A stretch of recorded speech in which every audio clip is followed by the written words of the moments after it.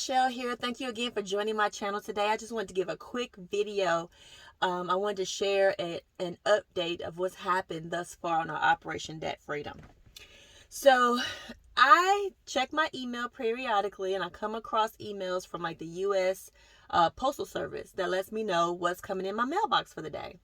So if you don't have that service, go online to USPS and sign up to receive email notifications of what's coming in your mailbox. So it's a free service. So yesterday, actually it was day before yesterday, because today's the 6th? Oh man, it was on the 4th, I believe. Okay, so that morning on the 4th, I was looking at my email, and I went back and I noticed that the previous day, because I hadn't checked my mail, I didn't check my mail the previous day, but I noticed that there was an email stating that these things were going to come into my mail. And I noticed there were 2 letters that was coming from the same location, and they both had the word Equifax in the return address. So I thought to myself, is that what I'm thinking it is? So I went to the mailbox, I pulled it out, and I opened up those letters, and lo and behold, it was exactly what I thought it was going to be. My husband and I received, you know how you get these notifications that there was a data breach and your information may have been compromised. So if you want to be a part of that claim, you can fill out this claim form and they'll send you some money when they do a settlement. And then it gives you like a roundabout amount that you may or may not get. And so I think it was about $125 that you could get if you filed this claim. So I just filed it because, hey, if we get money, we get it. If we don't, we don't. We'll see what happens. So this was back in September of 2019. And the reason why I know that date is because I went back to look at the claim form that I filled out, and I kept it because I put it up on my little cork board.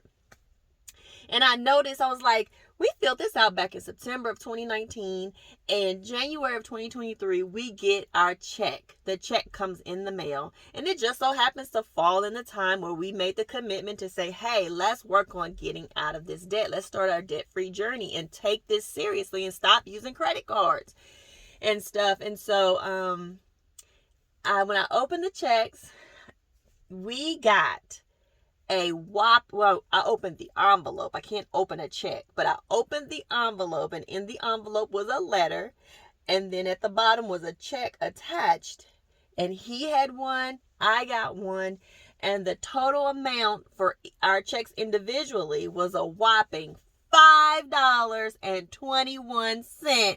Woohoo! That's a lot of money, baby. We about to go spend it. No, we're not. And yes, I'm being sarcastic. $5.21 is not a lot of money. So between the two of us, that's what, $10.42 or something like that. So $5.21, $10.42. Yes. So it's $10.42. So he signed his check. I signed mine. I did remote deposits into our joint checking account. Once those things clear, which they probably cleared today, we're going to go ahead and just apply that money to our debt. Now, if our monthly spending plan was under budget, like say how much we bring in does not cover everything that's going out, then I would say that $10.42 would go into that negative it'll go into the budget. I will put it in a place in the budget to be able to help cover the monthly expenses for this month. But since I did the monthly spending plan and on paper we're in the positive, then I can take that money and put it to a debt. But what I'm going to do before I put that money to a debt is going to sit in the account until the end of the month. So I don't immediately pay. This is what I'm going to do. We go through the month. So even though we set up our monthly spending plan and we have this amount coming in and we have everything that's going out, I'm not sure what our utility bill is going to be, our water bill is going to be, even our food. I try to stay within my food budget, but you never know what can happen with that. And then you don't know what other expenses are going to come up. And I know this month I have to get the oil changed on the van. And so before I apply any money, extra money, to the debt consolidation plan or the get out of debt plan, I hold on to it. I don't use it. I hold on to it just in case the utility bill is a little bit higher than what I planned. Because on my utility bill and my water bill, the things that kind of fluctuate, and even one of my credit cards, the amount, well, a couple of the credit cards, the amount on those credit cards, the minimum payment fluctuates a little bit. It's not always the same. And so I pull to create my new monthly plan, I take the amount I paid last month and I put it into this month. So if the utility bill is less this month, great. Then I can really see if I have a true surplus. But if it's more, then I'm going to have to pull out of the surplus that I have right now on my monthly spending plan. For January, it shows that I have a surplus available. But even in that surplus, I have to incorporate my oil change because I don't have the oil change as an expense. But I want to get my oil change this month because now I'm already past my mileage, right? And I don't want to get too far along without changing my oil because I don't want to put my car in a compromising situation and then I'm not able to get to where I need to get to, with the family and work and stuff like that. Even though I do a lot of work from home, I still have times where I go up to my company's office, do some work from there, or I go some other places that we need to go in the van because the van is what fits everybody. Everybody can't fit in the regular car. And so we use the van. So the van needs to stay in working order. So I'm going to hold that money. I'm not going to immediately pay anything. I'm going to hold that money to the end of the month to see if all the bills got covered. Once everything is covered and taken care of, whatever that surplus is, instead of rolling it into February, I'm just going to take that surplus and put that directly on my first debt that I have listed to pay off. And whatever that amount is, if it's less than what's due or the minimum that's due, like the first debt I'm paying off is $100 debt. So it's a personal debt that I owe a relative, and I want to pay them the entire $100 at one fell swoop. I don't want to go and pay $50, come back and pay another $50. I just want to pay the $100 and just be done with it.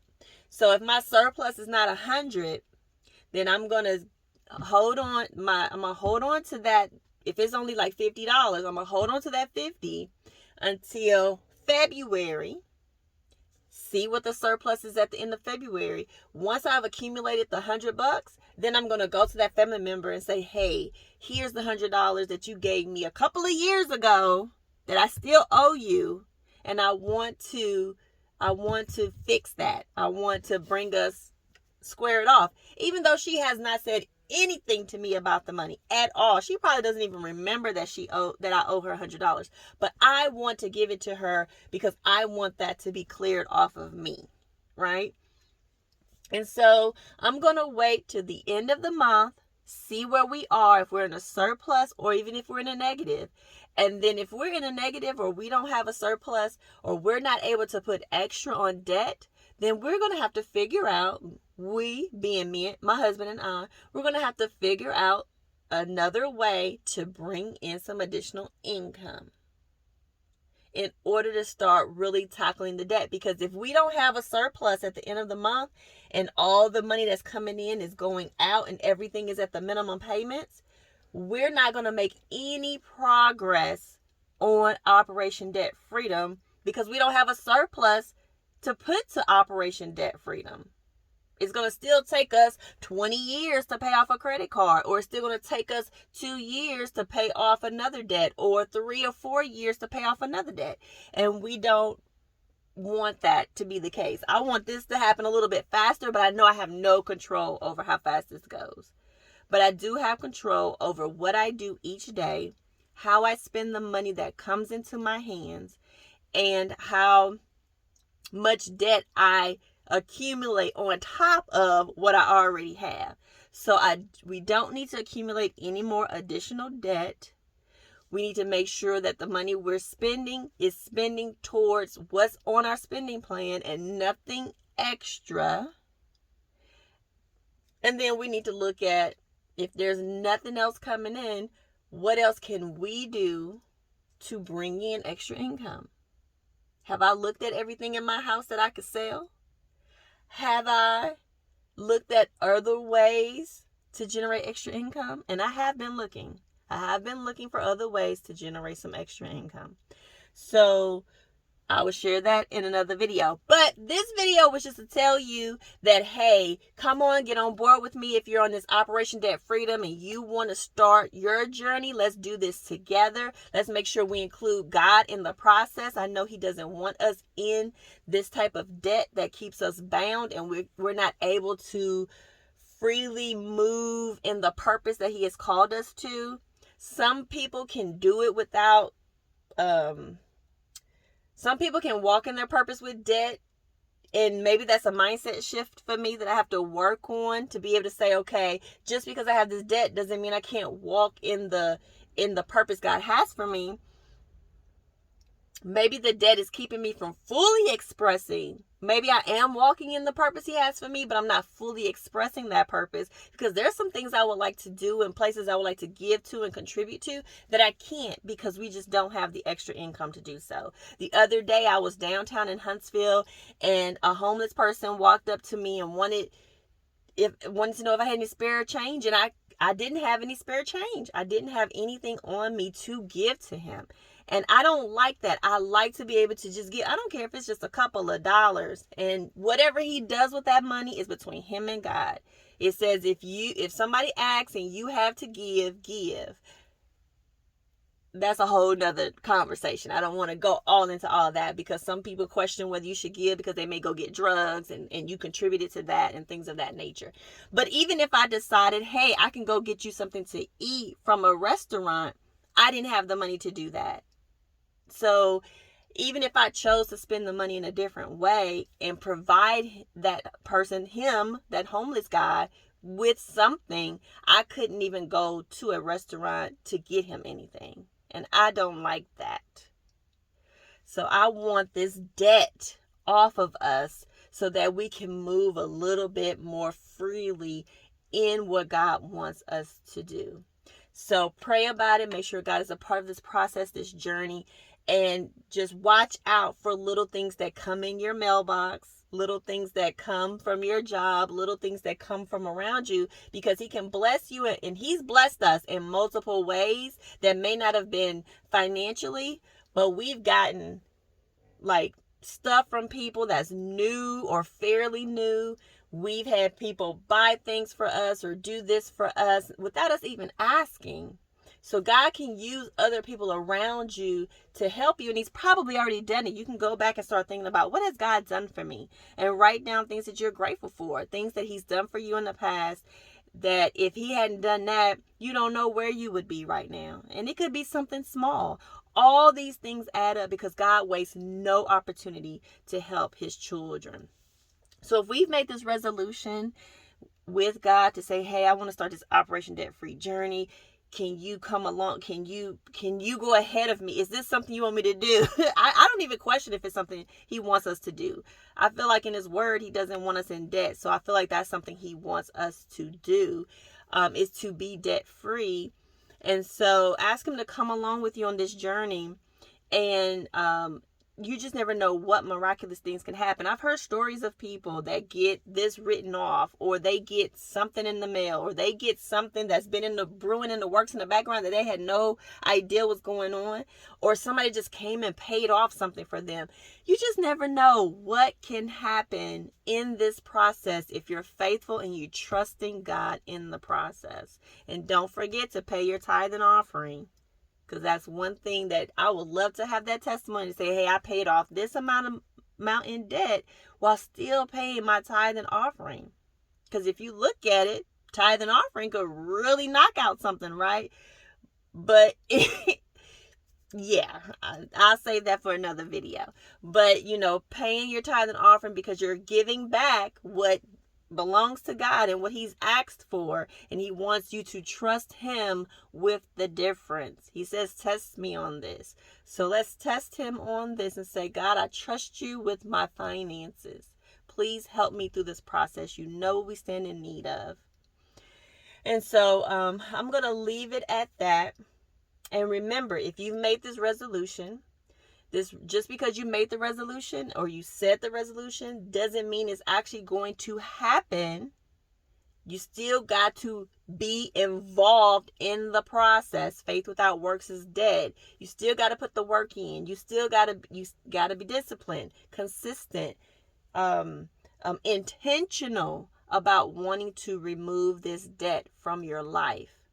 So don't just sit on your hands or don't just spend money as usual and expect to get out of debt. You got to look at it. You got to count the cost of what it costs to be you on a monthly basis. What can you eliminate? What can you sell in your house that you no longer need? And then how can you increase your income? What skill sets do you have? Or what can you learn so that you can provide those skill sets to someone else? All right, I'm going to leave it at that. I'm going to leave a little quick picture of our check at the end of this video so that you can see it for yourself. And hopefully we'll get more from other places, resources. We don't know how God is going to bless, but you're on this journey with us and we want you to be a part of the process. All right, so beloved, I wish above all things that you prosper and be in good health, even as your soul prospers. All right, I'll talk to you guys later. Thank you so much for your time, because time is something we cannot get back. Love you guys. Bye.